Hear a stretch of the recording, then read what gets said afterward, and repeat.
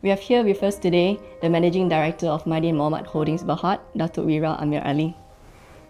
Datuk Wira, Hi. thank you very much for being here with us today Thank and you. for having us here at your HQ today. Yeah, it's truly an honor to have an opportunity to speak with someone who has not only built one of the largest retail chain in Malaysia, but who is also a role model for values-driven leadership and social responsibility. Thank you. Thank you for having me.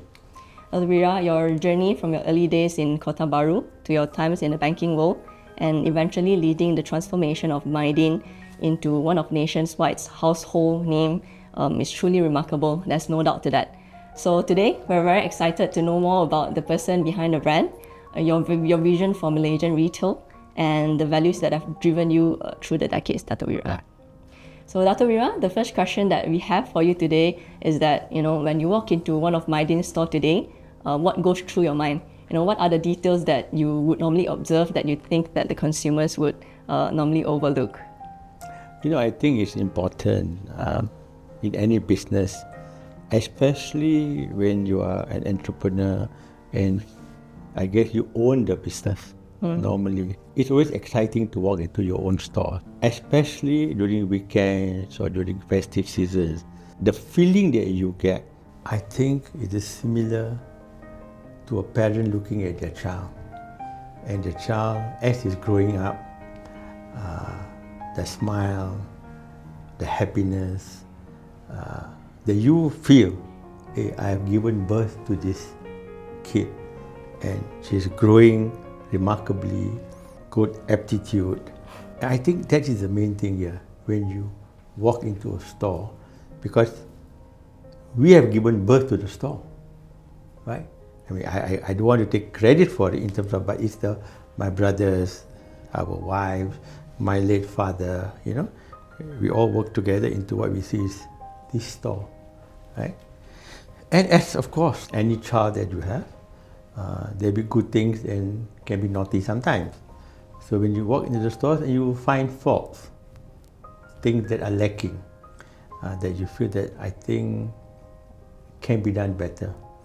So this is where you look at it and then you try to improve the stores, the customer feeling. That's an interesting analogy, Datuk Wira. I mean, it's remarkable. Seriously, it's just like giving a birth to a baby, because you started with it. It grew slowly and surely. Now you got many, many children. You got so many stores. Some are big, some are small. Some are doing well, some are not doing so well. It's just like a family. You have a number of kids. To a parent, all kids are beautiful, but obviously, some long hair, some short hair, some extra naughty. The boy is never same as a girl anyway, right? Kind of thing. So this is the analogy when you look at your stores. Some are doing very well, some are not doing so well. Some, you made a mistake. Shouldn't have had a kid anyway. So you put it at the wrong location. So it's like that. Would you normally point out the flaws to your team, when you walk into the store and notice them? Of course, just like you need to point out the flaws to your child, because you don't want your child to grow up with the wrong attitudes or the wrong environment, wrong family, hygiene standards. The store is the same thing. You want the store to be clean, you're fresh to be fresh all the time. It must smell good. I mean, just like when you have a child, you say, hey, you haven't taken a shower today, right? Go and brush your hair, it looks terrible. I think when you go to the store, it's the same thing. Things are not arranged properly, doesn't smell so fresh. Why is it not done the way that you think the correct way to do it? Yeah. But don't forget, you have to listen to your child, because they have their perspective of how they look at their things. Similarly, when you go to your store, you have to listen to your staff. They say, hey, why you do this way? No, I think this way looks better. Why you never arrange by color? Very difficult, because customers want to look at the size. Then they want to choose the color. If I arrange by the color, it's no use. They got the color, but they don't have the size. So listen to feedback. So you have to get the feedback. Same thing, you get feedback from your children. Right. Why you didn't finish your homework? Why you didn't do this? And there's a feedback. There's a reason for it. And if you're not happy with the reason, then you say, I don't think so. And then hopefully they change. They never change. So you have the same problem again. That That is life. It's life. That's how it is. It's obvious that you're someone who listens and have a lot of patience as well, based on what you said. Yeah. I think it's very important, but you don't learn this when you first start. You read about it, you know, but many times when you are younger, you don't tend to have the patience to listen. You're always in a hurry. You're always in a rush, getting things done. So that listening skills are not there. Of course, on hindsight, you wish you had listened more, because then you would have made less mistakes, and the thing would have come out better. So in any perspective that you want to look at, I think it's very important that, and I say this all the time, I say, you listen, you ask, but then you decide. You still need to be a decision maker. At the end of the day, you have to make the decision, and right or wrong, you have to stand by that decision. You have to own up to your decision. And if it's the wrong decision, then unfortunately you have to take responsibility. the blame for it. Yeah, it's my wrong decision. If it was the right decision, don't talk about it lah. Give credit to your staff lah. Say, oh, remember we talked about it. Yeah. You also suggested. So at least give credit. Give credit to your staff, however little they could have contributed, or sometimes have contributed more. And because remember, they also got feeling lah. Of course. They also got feelings, right? Employees' feelings are very important and then and valid. we find normally, and we look at managers at branches, it's always score, you know, right? Score, right? Very little positive feedback is given. More love, more love. Thank you, nice, thank you for that. This thanking, it's a thankless society, but the thanking people, thanking your customers is very important. So earlier you mentioned about your late father, Tuan MyDin Mohamad. So Tuan started MyDin with just a small wooden shop in Kelantan. Would you be able to share with us what's the greatest lesson that he has passed on to you and that you have held on dearly until today? Yeah. I think if you look at any parent for that matter, what you remember is the rotanda, no? Okay? And those days, they can rotan you and nobody can ask questions. Nowadays, people say, talk to your child, report to police. Listen, you know, explain to them. Those days, I think there's no explanations. Like, no? You just do something, you take the cane and you know. So I think, what is it? It's actually basically discipline. You learn the hard way. You learn the hard way. Even my elder brother still has a scar. I still remember you sure. You see this scar? You know, that's how it is. Nowadays you have a scar and they probably report you to the police or something, right? Abuse, child abuse, Yeah. But those days, no abuse lah. You see that? Of course, those things are different. Those times are different. I think anybody my age will say the same thing. My age too. Yeah. You go to school. If the teacher rotan you, you come back, you tell your parents, I got caned by the teacher. Instead of asking why, he take the cane and cane you one more time. You see? Yeah. But nowadays parents say, how dare the teacher cane my son? I'm going to put an official complaint in, you know. This is not right. They should be teaching my children, not caning my children. So I think that mindset is different. But I think after saying that, I think the few main things that my father, and even my mother for that matter, has taught us is discipline, very important. Punctuality, and of course honesty. Makan duit halal, we call it, right? That's what you always say, yeah. It's honesty is very important because everything else, okay, here and there. Even when I have employees who join me, if I have a chance to meet them, I just say, anything you want to tell us, I just say, makan duit halal. Yeah. I can forgive you for all the mistakes that you make, because to make mistakes is only human, you know. But I will not forgive you if you makan tak halal lah, you know. So don't cheat me, you know. I mean, in business you make mistakes and you lose millions of dollars making mistakes, right? But taking even $1 which is not yours is still wrong. It's integrity issue. Yeah, it's very important. So we even have a policy. I mean, a lot of organizations have no gift policies and all those kind of policies. We have the same policy. But you must remember, we're also in a different culture. Different culture. And not accepting gift, sometimes it's also difficult. To push in the away, culture. yeah. I mean, especially say Chinese New Year. For example, Hampers, say, I give you an ang pao. Say, hey, I cannot take ang pao. Actually, you cannot but it's not giving you $1 million. It's only giving. It's a cultural thing. Yeah. So, or they send you a hamper. Not much of a value. So it's not a value proposition. It's a cultural thing. Saying thank you, right? And you don't want to allow your suppliers to thank you. So sometimes it's very sensitive. So we have a very simple thing. Whatever given, please send it to my office. Your office? My office. All right? Then I or one of my brothers will decide to share it across? Yeah. Whether we will give it to you, or we probably give it to our sports. We have a sports. We call it KHRM, the sport thing, or our training people. We probably give it to them. And then when they have training, who can answer this question? Okay, a free gift for you. Yeah. So it's still given back to the staff. It's a reward, So reward to the staff or whatever. Sometimes people give biscuits. Example, you say hampers, right? Yeah. They give. So I'll give it to my secretary. She'll open it. She put it at the entrance there. Anybody walking by can just take one biscuit and go and taste it.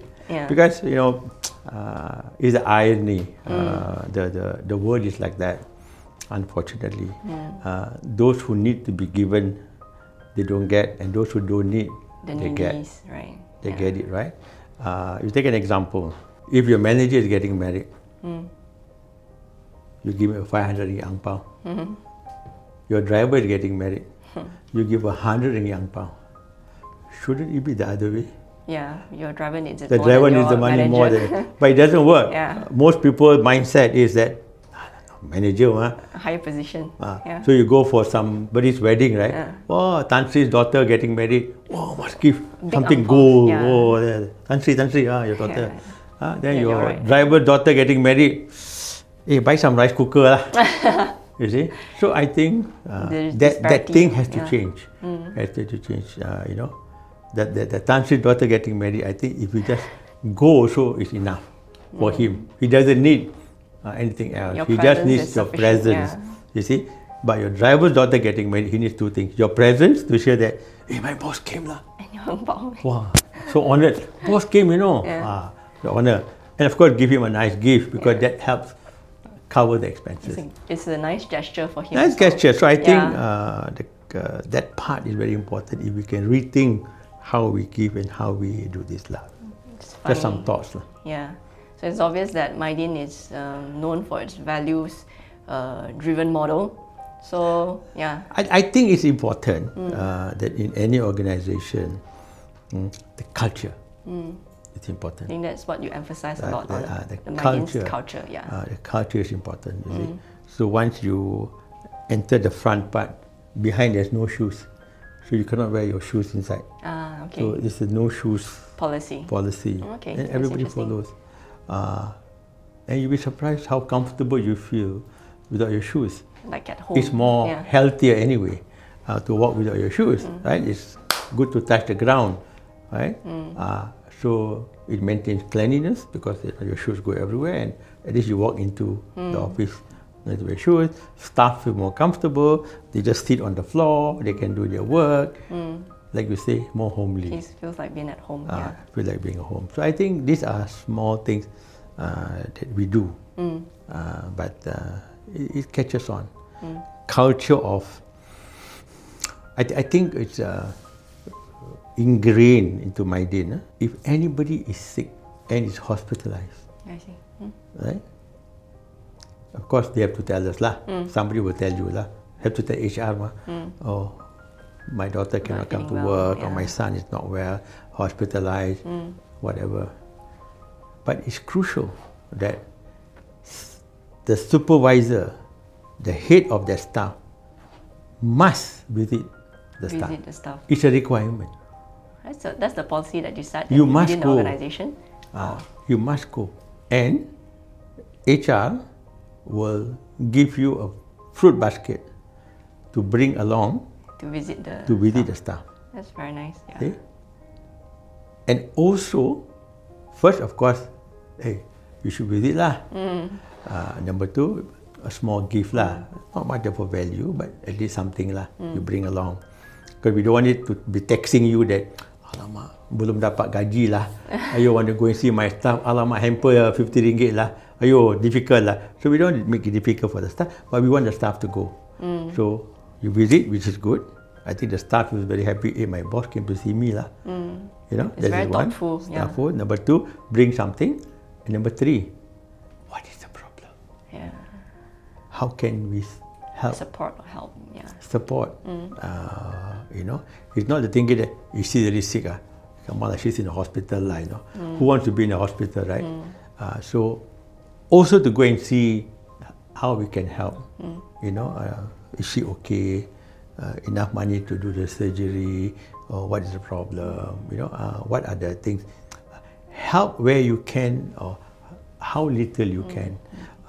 If you can't, at least you give them the support. You have employees' benefits, funds for employees' benefits, for example? You know, we do.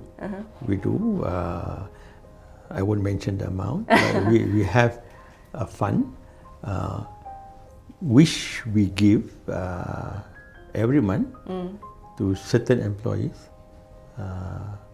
Looking at their, I mean, you could be a single mother, you could be a widow, you know, whatever it is. We tend to give more to the females lah. I see. Less to the males lah. Obviously, because single mother, unfortunately, women end up taking care of the children, mother. So they would be a bit more taxed. Divorcees probably not getting any maintenance from the husband, you know, although required to. So they may there's a problem. We have people who are not too well. They could be having cancer or mother going through dialysis, parents, you know, all these things happen. We don't have such a big amount. So we are very selective.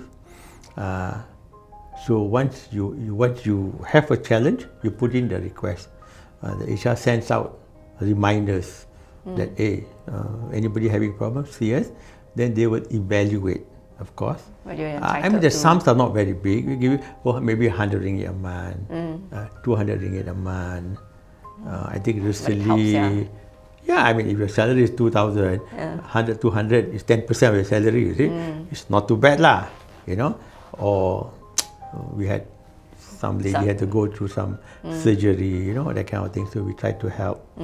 Of course, we try to say that, hey, I help you, but can you pay back if possible, depending on your capacity. I see. Pay something back so that the money, the money comes back. Money comes back. It's not to say come back to me. It goes back to the fund. Then the money can be utilized to help other people. And most people do that.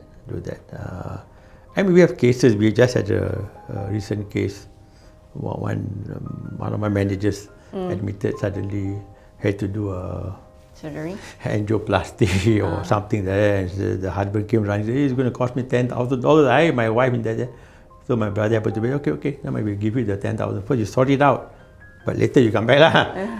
Then only we look at it. What's your capacity? Can you do? Pay back, so I also don't have money. I say, come on, everybody got money lah. You know, you cannot give 1,000, you give 100 back. At least something in return to the funds. Anyway, you got escrow in your house, ma. So you're paying the escrow, right? So you must be able to afford something, right? So try to pay back. Yeah, but I can tell there's a lot of empathy within the organization. It's important. Yeah. I think empathy is important because life is moving so fast. Things are moving at super speed. I won't say AI speed, but people also tend to lose this kind of empathy because people are losing this communication skills. A lot of people are on the phone all the time, you know, talking to your wife also on the phone, she's there. Scolding also on the phone. Scolding also on the phone, you know, that kind of thing, right? So I think it's very important that we don't become slave to technology. They say that if you wake up and you're going to have a shower, you have to carry your phone from here to your bathroom, I think you got a problem. Right. Since you mentioned about technology, so in today's world of rapid digital disruption and the rise of e-commerce giants, so let's talk about how do you still keep the brand relevant and competitive? Yeah. I think it's more important to look at it the other way, where you say that e-commerce. Well, I think in passing, all these things will go away. You say, come on, you must be nuts, isn't it? Evolving. Seriously, things are evolving, and some things don't go away. People say, I think the retail business, the brick and mortar, will not be around very long because e-commerce, this, that, and that. And I said, are you sure? Because when they had the CD, they said the theatres were closed down. The theatres still here? And then they had Netflix. They say, I think gone. The theatres are gone. Theatres are still around. But the theatres are still there. Yeah. Tickets getting more expensive. Yeah. What is changing? The experience is changing. Now you go for the movie, like you're going in a first class seat at plane, lie down, your coffee comes to you and you pay 100 ringgit for the ticket. Sitting on a first class airplane, First class setting, bring your date for the movie. Okay. What good is having a date watching TV at home, right? So bring a date. I think those things don't die. Things just change, you see. So behavior. Same thing as the brick and mortar. The experience will change, obviously. And you see the experience changing. I mean, if you go to China, you see some of the shopping centers. Or even now, if you go and buy your makeup and your cosmetics, obviously, right? You can put a filter there and see yourself how you look. All right? So, I mean, this is the thing, right? So, it changes because how you came, how you used to buy those days with the cash register. We used to write in books first and total and give you a receipt. Then you go to the counter, then got cashier. Now you got scanners. Now you got self-scanners. Right? Now you don't have to talk to anybody. You just go, put a card and walk out. It's evolving. But end of the day, this will not die. The brick and mortar will not die. It will not die. It's just like going for a movie will not die. Because we are not robots. We're human. And that human touch requires emotional feeling, experiences, which you can only get when you go shopping. Sure. I still prefer physical shopping, So actually. the physical shopping, it is the whole experience itself. It's the whole experience. Because you want to go shopping, must get ready, I must wear a nice dress, or what earring shall I wear, or shall I do this, what hairband, what hair clip, what kind of dress I want to wear. Then you go in a car or you go in a bicycle, it doesn't matter how you go. You bring somebody out. So for me, it's an experience. I bring my grandkids out. They also get excited. Can you imagine? I say, come sit down. All right, come on kids, let's watch this movie today. So boring. I say, hey, come on, we're going to go for a movie today. Lilo and Stitch or they something. Got excited, wow, okay, let's go. What are you going to do first? Come on, wear some nice clothes. What kind of movie is it? Okay, if you're going to see a superhero movie, then they want to wear the Batman costume, for example. Okay, get ready. How about we have a drink first? Have some food. Go and see the movie. Enjoy the experience. Come on, have some dinner. Have some fun. Buy some balloons. Where did you go? We actually went to see a movie only but the whole experience of it, which different. Makes it more human, right? And I think that cannot die. There's a tendency for it to die for a while, but people come back. So your view is that brick and mortar is still relevant and very relevant. Very relevant. Maybe the format will change, the size. How fast you can get through a counter for main things, but the business is very relevant. Of course, then I said, you cannot discount the fact there's e-commerce. And many of us use the hybrid model, obviously, that we are there in e-commerce. And we are, MyDin is in e-commerce, right? Yeah. Not too big, but adalah. Adalah. You can find us at Shopee, you can find us in Lazada, you know. And they milk us dry every time, but never mind, that's their model. But we are there, we are there. So the good thing about e-commerce, of course, is that more smaller players can get into the game. Can get involved, yeah. Okay? Can participate in the game. Can participate in the game. Of course, becomes more competitive, more headache for us, right? But in the sense of the word, people can participate, and they have no excuses that I have to open a physical store, renovation cost 200,000, 2 staff, and people can start small in your own studio, in your own house, in your whatever small room you have with lights, cameras, and whatever. And a lot of people do very well, right? And you will also notice in many complexes or many wholesale centers, they were wholesale centers. If you go to China in Iwu, or if you go to even Indonesia, Tanah Abang, where I still go and buy, many of the shops, the people there, besides taking care of you, they themselves are doing wholesaling at the same time. live. Oh, okay. Okay, I got this product, you want to buy this. And on TikTok, wherever. Right, right. Yeah. So the market tends to be more quieter because not everybody has to go there, but it does make productivity better because the person don't have to go all the way there. New models come in and it's faster. Yeah, but with the rise of AI and automation, is MyDin embracing any technology or implementing any new technology? Out of no choice. Self-checkout? Of course, AI? we have whatever. You see, technology, I think, is not more what you see in front. It's more the back end. You see, because productivity is not the front. It's a lot of productivity is back end. You see, I mean, it's just like you just think about how you will be doing reconciliation of bank statements. Then you get a bank statement. Then you look at your checkbook, then you tick, and then you add up whatever is not ticked, and this is your bank balance. Your credit and debit. Now you don't do that, right? The bank send you a bank statement, you have your software reconcile, and it tells you what doesn't match, then you just go after that, right? So there's technology already there in bank reconciliation. Actually, we don't see much nowadays, in the sense of the word that goods come from our receiving, receive blindly. Receive blindly means the person receiving doesn't know what we have ordered, but it's an auto system, right? You just scan the item, they don't know what is the quantity they have ordered, they don't know what we ordered, but you just scan the item, you press a button, it matches automatically what you actually ordered, and it should match. If it doesn't match, you tell the guy, please take it back. If it matches, it automatically goes in the system. When it's time to pay, it automatically comes out, and it just comes to us to press one button, pay, and the money is gone.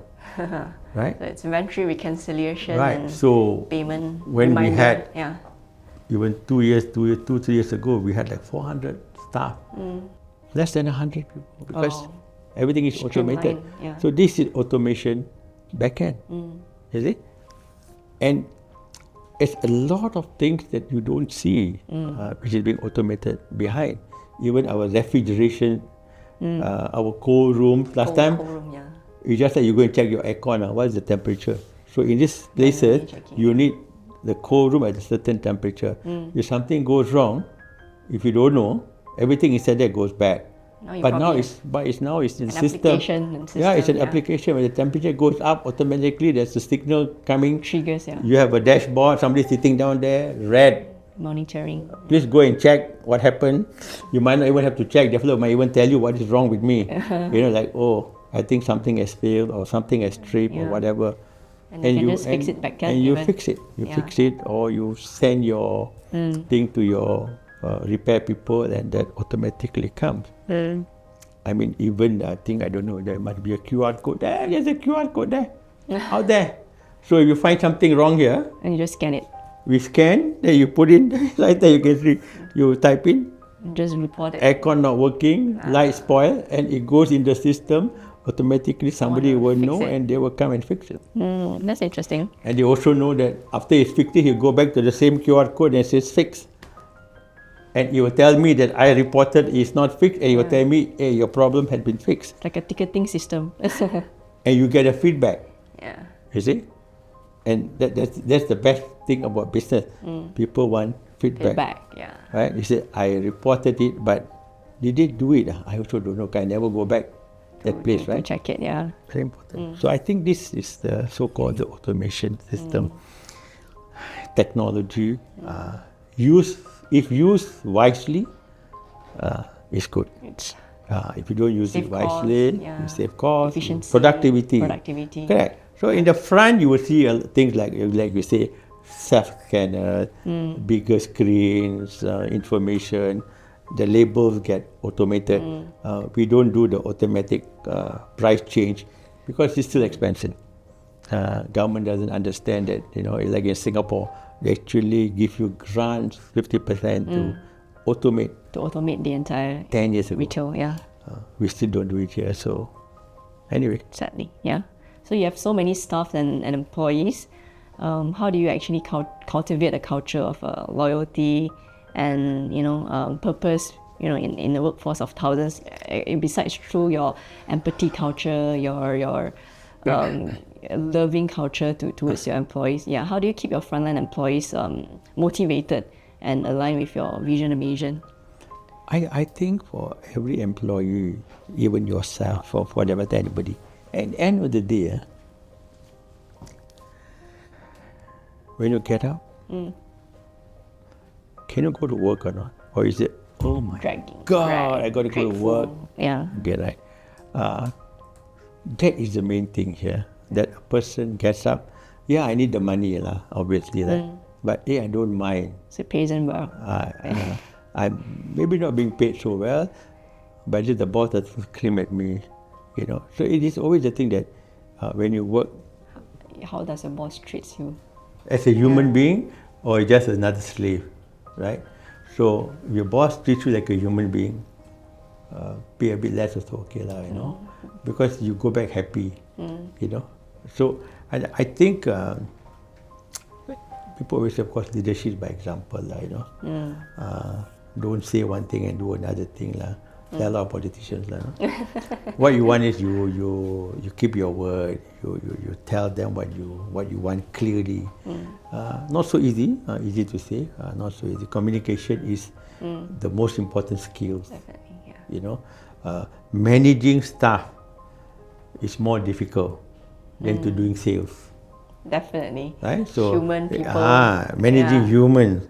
So we all wish we could do with robots, right? But not really. But managing people With emotions. Yeah. with emotion, the Gen Z, it's more difficult sometimes. But if you do what you say, and your employees trust you, end of the day, I think any organization, there's always this core people. It's just like you can have 200 acquaintances, but you only have 3 good friends, Yeah. And 3 good friends are enough. You don't need 100 friends. Yeah. You see someone you can talk to, Your peers, someone your you can acquaintance. cry on, give your shoulder, don't question, listen. So it's always like that. Working is also like that. That you always have this core staff who will die for you. You see, and if you tell the staff, open the window and jump, the staff will open He'll the jump window for you. and jump. Because he said he's not going to ask me to kill myself, but there must be something there. that- Right, so yeah. that trust, Basically creating trust amongst your it's just like employees. how your child trusts you. You hold your child, says jump, the fellow will jump. You take a kid, you're up there, he says jump, the fellow will jump, because he trusts you. So I think this is important, that you have built up that trust. That if you tell your staff something, you're telling them. Yeah, the building of trust is a very important element. I think that is important in any working environment.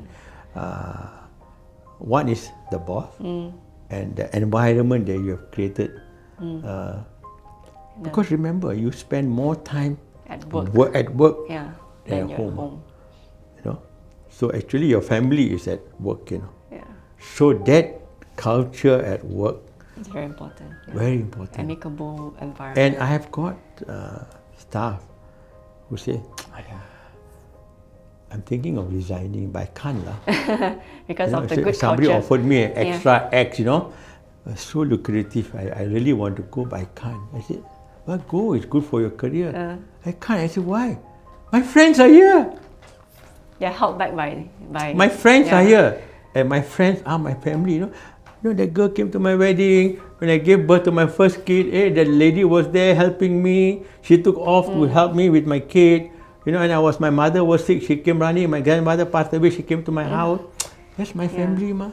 If I go to another environment, another place, You need to not to say, but it takes time to cultivate, to rebuild. Yeah. So there's always a hesitancy for people to leave.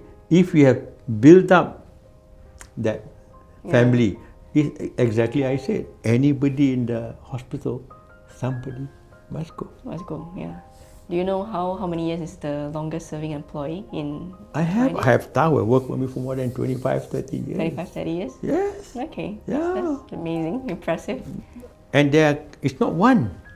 There are quite a few of them. Few of them. Oh. And more important is that you have got staff who work for you, resign. And they came back. And they come back. Yeah. God, they always say, the grass is always greener the other side. Then when they go and say, oh my God, that was painted green, that wasn't real grass anyway, right? Then they come back. And these people who come back, they become very loyal to you. And they come back not because of the money. Because obviously they were being paid when they left. Environment, yeah. They're being paid better, probably. But when they come back, they said, I was having a happy life. Yeah. Family, you treat them well, they're okay. But it is our requirement. Anybody hospitalized, you must go. Yeah. Anybody passed away, no question asked. Anybody can go. There's no such thing as, boss, can I attend? You can just leave. I got people just walking away, Say, hey, my staff, somebody passed away. They will leave. Not one fellow, 10, 20 fellows start walking away. Yeah. But I have to go for the funeral lah. Don't go in jalan-jalan lah. Right. But they don't. I mean, obviously, to me, that is the most important. But aside from the good reputation that you have cultivated and that people know about the image of MyDin, is there something that someone has actually misunderstand about you or underestimate about you? And has this actually created any strategic advantage for you in terms of business? No enemies in life. No enemies. Seriously, if you ask me, do I have any enemies? I have no real enemies. But tomorrow I get shot, I don't know. Hey. But seriously, I have no... All friends are basically acquaintances, friends. Acquaintances, there's no reason. I mean, things happen in life. Even your competitors? They're better friends. They know your pain. They're better friends. Actually, competitors are also our friends. End of the day, everybody's trying to make a living. True. Actually, competitors are competitors. Yeah. I mean, they all over they're trying to make ends meet. Why would you treat your competitor as an enemy? You treat your competitor as your competitor. Yeah. Never step at the back. True. Yeah. You fight in the front. You share your pains, your insights. Yeah, because end of the day, don't forget, you need your competitors. True. To fight the government. The Government comes up with funny policies, and if you don't you can't work with your competitor, then you don't have a group. You have your SST. And you're only strong because of that. The group, the Malaysian Retailers Association, or the Bumiputra Retailers Organization, or whatever. And you need their help. Alliances. Yeah. Otherwise, you fight your own battle, I fight my own battle, then the government not going to listen. You say, you yourself all cannot agree on one thing. Yeah. right? I mean, all of us don't agree on SST, for example, right? So that's the only way to do it. Then only Through the government associations and government listens. I don't know, but hopefully the government listens. yeah, I hope so too. Government never listens. They got 2 years. I'll reserve my comments on that. But is there a time where MyDin almost nearly failed? Where things went terribly wrong, and how did you bounce back from Every that? other day, I think. Really? Why would you say so? I think thing goes wrong every other day. It depends on the magnitude of But not terribly wrong, yeah. how bad it is. I mean, we have got horrible things that happen. We got fires, the whole building burned down, and what do you do about it? Nothing. About the pandemic, does it? I mean, I had an experience, many years ago, one of my Kota Baru shop, that was our biggest shop. Got burnt out? Not the first one, but big at that time. Having 7 shop lot was big lah. 7 or 8 shop, very big. Oh, very big that one. The whole shop burned. Got burned down. So you go down there, you look at the shop, you sit down and cry lah. Yeah, so it's a baby. It's a baby that you have built. Yeah, your baby ma. Yeah. You cry lah. You cry. After you cry, you get up lah. Then And you look for your insurer. you'll be surprised. During those days, my father's time, we hardly insure anything anyway, right? I wish I can say, please don't insure lah, because they never get paid. You never get paid what you were insured for anyway. But not much of a choice. Even I had a recent building burned to the ground about 2 years ago, 1.5 years ago, I think. In Manjoy, yeah, very bad fire, burned to the ground. You think insurance will pay? They pay, but they will not pay. To the maximum of what you have lost, they will not pay. The business you have lost, not pay. But one thing we don't do, we don't fire our staff. So even during COVID, you mentioned COVID, a lot of people had to retrench people. We never fired anybody. You keep all your employees. We did one thing very interesting. A lot of people fired. A lot of people gave employees pay cuts. Pay cut, yeah. What we did is, because of course obviously we were affected, cash flows and all that. So we told all the employees, those at minimum wage, you get your salaries because they're already at that 1.5 or whatever the salary was. Above, example, 2,000 or 3,000 or whatever, you only get half your salary. You get half your salary. Until when we think that we can pay you Stabilize, back, stabilize it.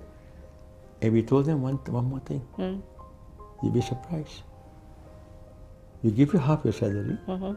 The minute things stabilize, we will pay you back all the money that we took from you.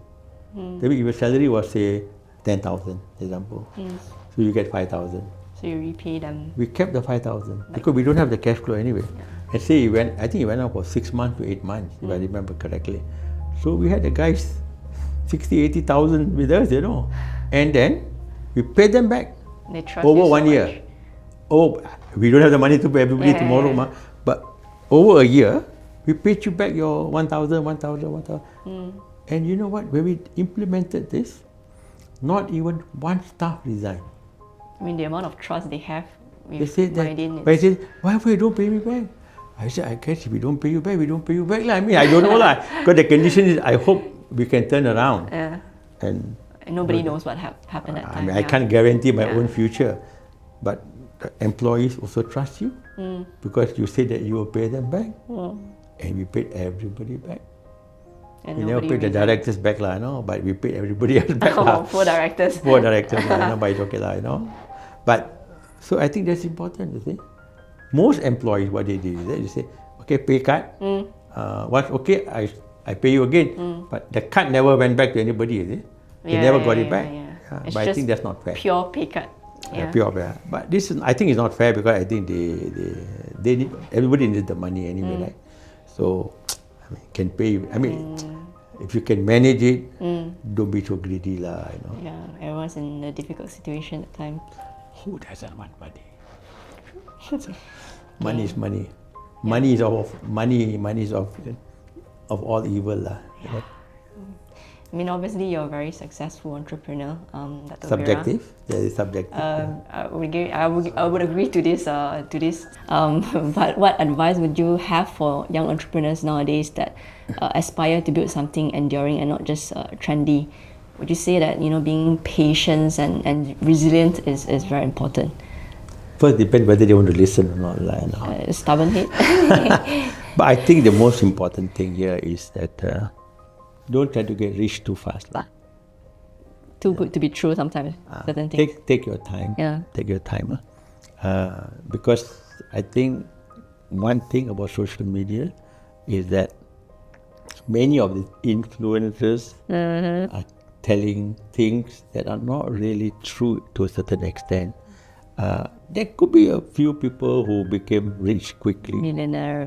for doing something, and luck was with them, and I'm more than happy for them. But that's not the case for everybody. I seriously wish many of these people who go on TikTok or whatever stop showing off their luxury cars and their big bungalows, but tell people how you did it lah. It's okay lah. Share. This is the way I think you should be doing it. You can become rich very fast lah. Which I doubt seriously, because hardly anybody becomes rich that fast, and those who become rich that fast become poor more faster. Obviously, because if you have not the experience, you will lose that money very, very fast. I mean, statistics have shown people who win lottery tickets, right? They get bankrupt. 9 out of 10 become poorer after 2 years than they were before, because they can't handle the money. They have not experienced the hardship to get the money. So the way I always believe is that fame and money will come to you when you are ready. Right? And it takes time to get ready. Slowly make up. Okay? It takes time. How should I get ready then? So it takes time, right? Yeah. And so to do that, it must be slow and steady, because the piling of a house must be strong. The base must be. The base is most important, and take time to build that base. It's like how people say the bamboo, The bamboo shoots up very fast, but remember, it took very long, and it was growing its roots all the time. Then when the roots are all ready, it comes up, right? So build that foundation, and it takes time to build the foundation. It is always easy. I mean, even like my kedai runcit business, you want to call it. The first shop is very difficult. In the because you beginning, don't know it's the always- business, your cash flow, nobody trusts you anyway, money, all that. Then the second shop, more difficult. Because I got 2 shops, I only 1 person. Yeah. But once you have done first shop and the second shop, and you understand systems, processes, You've built up the systems. to open the third one is very easy. Yeah. It's the same as the second one. Open the fifth one, some more easy. You already know the system. So it's very important. And I've always mentioned that after you finish your education, please go and study lah. I don't believe in this. No need to go to school lah. Everything now can learn by yourself. I think education is important, but after your education, don't think you're so smart that you can start a business. Good experience. Go and work. Yeah. Work Make mistakes. 3 to 5 years in a multinational, in a big organization. Company, yeah. Because big organization have structures, They system. learn their structures. You learn their the systems. structure, their how to manage How things supply operate, chain, your loss prevention, cash flow is very important. You learn this in Cash flow, multinational, cash flow. right? So after 3 to 5 years, you have learned these things. Then go and work into the business that you think you want to open. Go and learn the secret. Say you want to open a restaurant, go and work in the restaurant first. You want to open a MyDin, go and work in a MyDin first, or you want to go and work, learn the business first. So you get the experience. Then you understand. I mean, you think that opening a restaurant is so easy. You go and try and see. It's not. F&B You is work very there. difficult, yeah. You work there. Then you know that what that mama fella is doing. the fish, fried fish today. You cannot sell. What do you do? Tomorrow is sambal fish. See, your cycle. Then you know that the fried fish becomes sambal fish. The fried chicken becomes sambal ayam. It tastes better the next day. So then you know this is how you do the business. If you somebody fetch and says fried fish, cannot sell throw away It's all practical stuff. Yeah. And if you want to open a mama restaurant, every owner of a mama restaurant knows one thing: how to make the roti canai and how to make the tea. Otherwise, he cannot be the owner of the store. So you better know how to do it. So once you learn that business, then you say, I don't think I want to do this. So at least you know that it's the wrong business, right? Or you want to do it. Then you open up slowly, one small chain, then second, third. Then you grow progressively. It takes time. Yeah. You think that reading helps as well? You know, not just practical, but theory from the book, from what you can get from the book. Theory doesn't help. So it's more It important. doesn't, I mean, it's always good to read because we all know history repeats itself, right? Mistakes. So yeah. you read, it's good to know. And also it's very important that you don't read books that people who are successful read how people fail. Because failure is more important than success. Because that is what you want to know. How did it fail? And I read a book one day many years ago. Kmart, a US chain store, which I used to buy when I was studying in the US, supposed to be like that, and how it became bankrupt. How people feel, basically. How it failed. So when I read about it, I said, oh my God, that's the exact model that we have. Then you say, hey, I better start changing it. You don't repeat the same mistakes. So you learn. Yeah. So you learn from people's mistakes, or I mean that helps you learn. So I think in business is like that. You read, you experience, you listen to people. Don't think you're that great, you know. You know, I mean, we all be humble. Yeah. Humility is very important. It is, yeah. Humility is very important. So, and I have always seen that the people who are higher up, you'll be surprised how humble they are. And people who are lower, the one humps up. Yeah. So and you will. I can tell you. You can see. You can walk to a table. The guy who has the most money will stand up and say hi to you. Say hi to you. Hand, yeah. The guy is sitting down there with nothing. Hold this fella. And that is humility. So I think this is important. Understand. Because you get up, you show respect. It doesn't matter the guy is poorer than you or richer than you. Yeah. That respect is very important to the people. Stand up, you know. Stand up. It shows how much a person you are. Yeah. I think these small things matter. How big a person you are. Yeah. Yes. And you learn this from experience. And I didn't pick it up from a book. I learned it when I was working in the bank. My MD called, I'm just the office of the bank. My MD called me in his room. I walk in, he stand up, you know.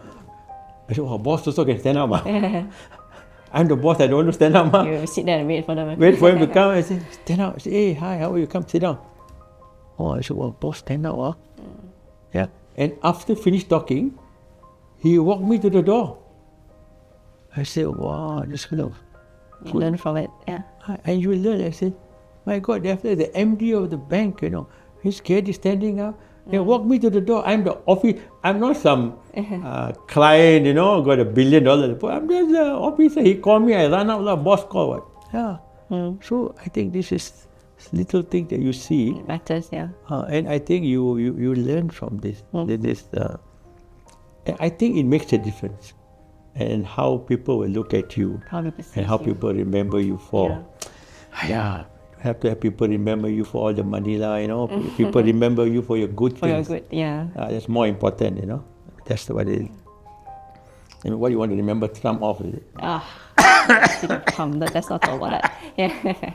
So you mentioned about social media. Datuk Wira, you're not just running a retail empire, you are also a TikTok star yourself. So maybe you can share with us what got you started on TikTok, and has it changed how people interact with you or how your employees sees you? Well, I think getting into TikTok also was more by accident. Yeah. Because my staff asked me to do Be on it. TikTok. Do it. I said, "Ayo, you want me to jump like a fool? So dah tua lah, I said, "Ayo, do lah, So I said, okay lah, do lah, So You embrace I agreed to do it. And then you find that, of course, very, very important is that, number one, how genuine you are. How genuine. You have to be very sincere. for the things that you share. Is it? What we share, okay? And 95% of the TikTok are always taken on one take. But no rehearsal. They just say, do this, okay, happy, not happy, change a bit, do. One take.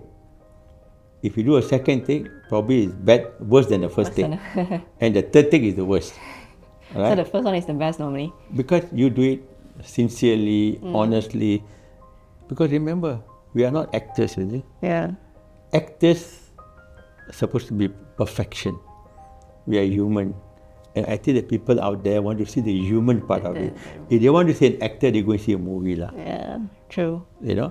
So I think this sincerity, the humanness that comes out when you do things, the mistakes that you make, you say the wrong word, the wrong spelling, or you don't know even how to pronounce the word correctly, or you, But that's genuine. That's very genuine. real. Yeah. That's you. That's you. Right? And if actor does it, you say, wow, don't know how to cry also. Wow, so artificial as a actor, don't know how to cry also. Yeah. Hope I don't see you cry on TikTok. But I've cried on TikTok before, but it is real emotion. Not to say I was told to cry, but when you relate something, then you're emotional, then you see that is sincerity. So I think then you enjoy if you enjoy doing it. It helps. It helps. But somehow, what becomes viral, what doesn't become viral, very subjective. But yes, it does change your life.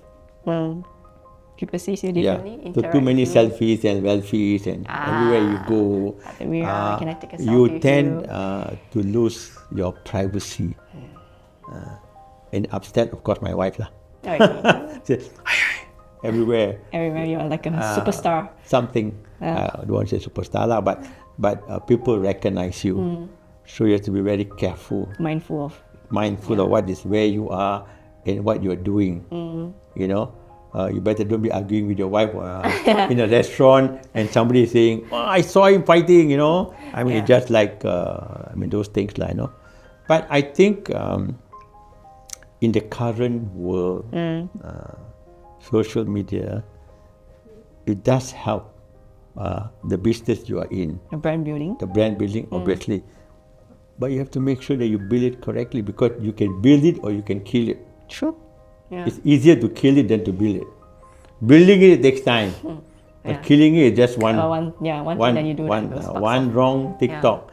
So actually all TikToks done, whether it's done with me or done by my staff. I don't know all the TikToks from MyDin. My staff, they're doing some branding, whatever.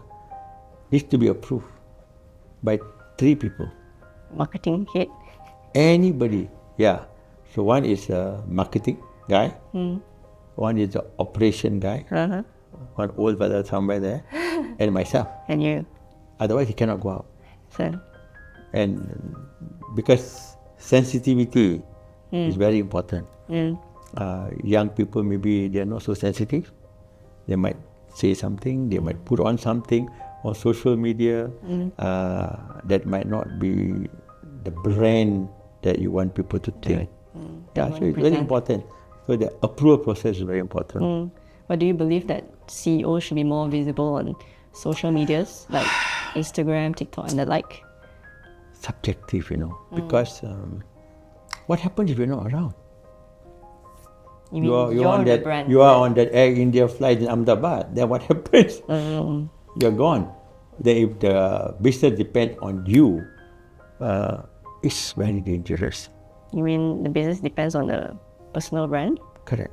Because you have become MyDin. The brand, yeah. The brand itself. You know, like You're Mr. Tony MyDin, Fernandez is actually, you see Tony, you only think of Air Asia. yeah. You see, so you look at me, you say, oh, MyDin. This is like that. So, but if you see Siti Nurhaliza, you don't think of simplicity so much. You think of her as a singer. Yeah, true. You see, right? So if she is not as famous as she is now, what will happen to her brand? Very dangerous.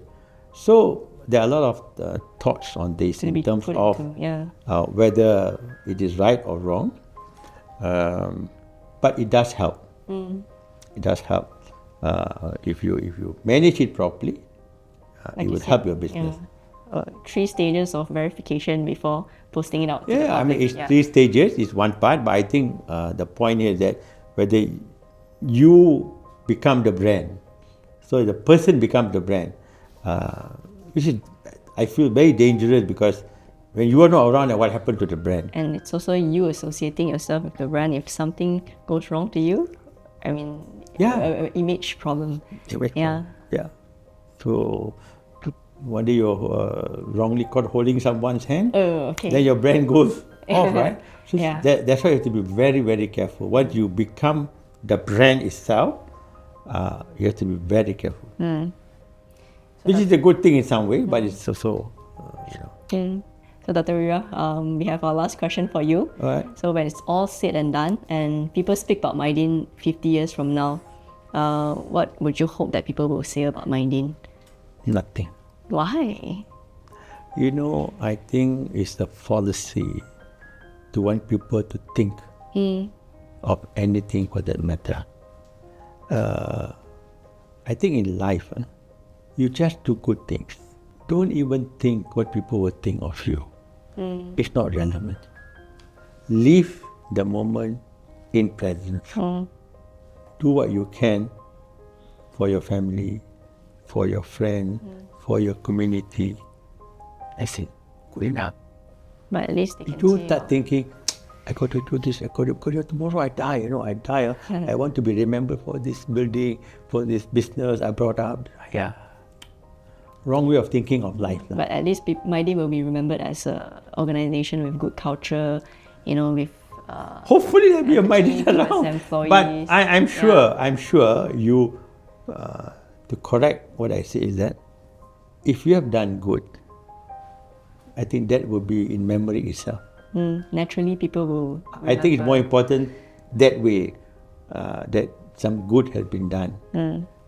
Not by remembering, MyDin got 100 stores, MyDin built that building here, MyDin did that. I think more important, remember, there was a flood, MyDin was there to help the community, the lady had cancer, we had help somewhere. I think those small things will add up to a bigger picture, than trying to, this is how I want to be remembered by. You don't force it through, but something No natural. need to work so hard. Something No need to natural. work so hard on your brand. It comes A naturally. future brand. I think you live in the present is more important. Basically, just be Do genuine, do Do good. good, because you don't know what's going to happen tomorrow anyway. Anyway, thank you very much, Dr. Wira. That's all the questions that we have for today. Thank you for having I me. think we have a gift for Dr. Wira today. Really? Yeah. Thank you. How should we Should we open it? unveil the painting? This is Datuk's story. Wow. This is the Let me see. art and And this is Right. the artist that paint Who? this painting. You, young man. Yeah, Wow. so both of us. Good job. Thank you. Hi. Wow. Okay, let's take a tour for concepts. Dream to success. Look at